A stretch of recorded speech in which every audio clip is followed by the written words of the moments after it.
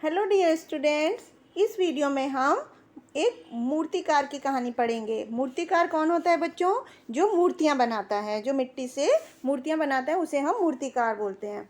तो इसी तरह से उस यहाँ पर एक कहानी है जिसमें एक मूर्तिकार को बहुत घमंड होता है और इस वजह से वो जीवन में कभी भी उन्नति नहीं कर पाता, सफल नहीं हो पाता। तो बच्चों, हमें कभी भी घमंड नहीं करना चाहिए क्योंकि घमंड के हमेशा बुरे ही परिणाम होते हैं। तो इस बात को समझने के लिए यहाँ पर हम एक मूर्तिकार की कहानी पढ़ते हैं। एक कुम्हार था जो मिट्टी के बर्तन बनाता है, उसे हम कुम्हार बोलते हैं। तो एक कुम्हार था जो कि मूर्तियाँ बनाने का काम करता था और वो मूर्तियाँ बनाता था और उसकी पत्नी उन पर रंग करके उन्हें और सुंदर बना देती थी। आसपास के जो सभी लोग थे वो कुम्हार को मूर्तिकार कहकर बुलाते थे और वह अपनी पत्नी के साथ पूरा हफ्ता तरह तरह की मूर्तियाँ बनाता था और फिर हाट में जाकर बेच आता था। हाट मतलब क्या होता है? बाजार में जाकर बेच आता था। तो उसकी मूर्ति 1 रुपये में एक बिकती थी और सभी लोग उसकी मूर्तियों को बहुत पसंद करते थे और उसके पास जितनी भी मूर्तियाँ होती थी उस संध्या होते होते मतलब शाम होते होते तक सारी की सारी बिक जाती थी। उससे उसे जो भी पैसा मिलता था वो पूरे हफ्ते का उसका घर का राशन और सब ज़रूरी चीज़ें खरीद कर घर लौटता था। तो फिर दोबारा से मूर्तियाँ बनाने में जुट जाता था। वो अपनी पत्नी और बेटे के साथ एक सुखी जीवन बिता रहा था, एक खुशहाल जीवन बिता रहा था।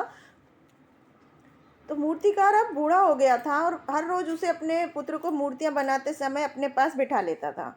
तो उसका बेटा जो था वो बहुत ही अच्छी बुद्धि वाला था, अच्छे दिमाग वाला था, तीव्र बुद्धि वाला था, कुशाग्र कुशाग्र मतलब होशियार था और वो कुछ सीखने की लालसा में उसमें थी। वो बच्चा उसका ऐसा था कि उसे हमेशा कुछ सीखने की उसमें इच्छा रहती थी।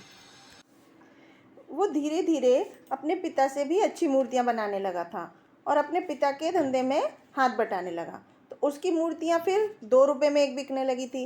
इस तरह से उसने अपने पिता के धंधे से दुगना धन कमाना शुरू कर दिया था क्योंकि उसके मूर्तियाँ ज़्यादा सुंदर लगती थी। वह रोज़ मूर्तियाँ बनाता था और अपने पिता को दिखाता था। पर इतने पर मूर्तिकार ने अपना नित्यक्रम जारी रखा। नित्यक्रम मतलब हर रोज़ वो जो काम करता रहता था वही काम करना उसने जारी रखा। वह पुत्र की मूर्तियों को बहुत बारीकी से देखता था और उसमें जो भी कुछ नुक्स मतलब जो भी कुछ कमी होती थी उसे सुधारने की उसको सलाह देता था।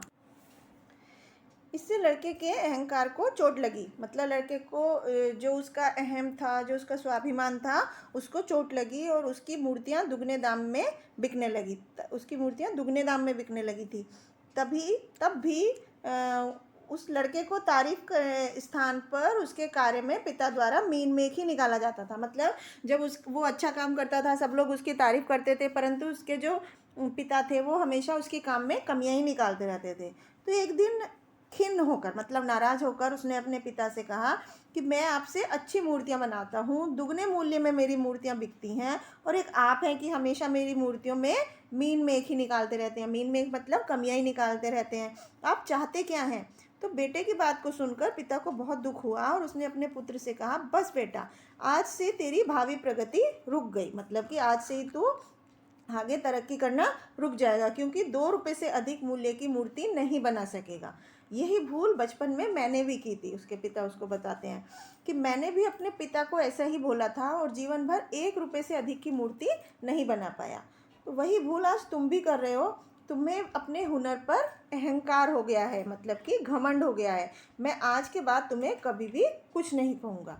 तो लड़का बहुत समझदार था, उसे अपनी भूल का एहसास हो गया और उसने अपने पिता से माफ़ी मांगते हुए कहा, मुझे माफ़ कर दीजिए पिताजी, मैं एक बहुत बड़ा मूर्तिकार बनना चाहता हूँ। मुझे बस आसपास के लोग ही नहीं, दुनिया के सभी लोग जाने। ये सभी आपके आशीर्वाद के बिना असंभव है। तो पिता ने पुत्र को गले लगा लिया।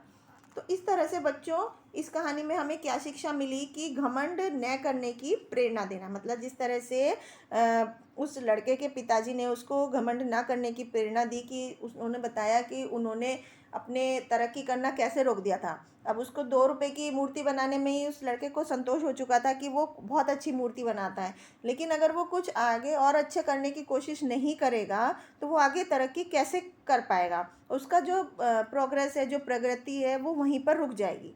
तो इस तरह से बच्चों, हमें कभी भी अपने हुनर पर, अपने काम पर घमंड नहीं करना चाहिए और हमेशा उससे आगे अच्छा करने की कोशिश करनी चाहिए जिससे हम जीवन में उन्नति कर पाएँ।